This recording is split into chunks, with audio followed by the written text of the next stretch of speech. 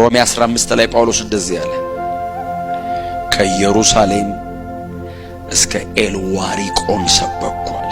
ኤልዋሪቆን ማለት the most remote area አውሬ ያለበት ሀገር ነው።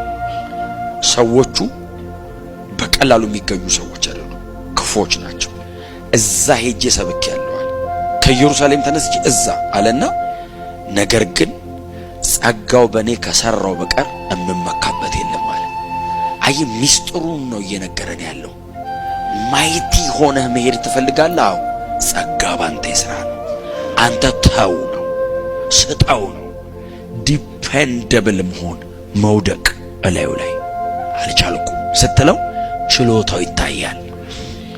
አይ ኃይልህ በድካሜ ፍጹም ይሆናል ሲለው ኃይሉ ፍጹም እንዲሆን አለ።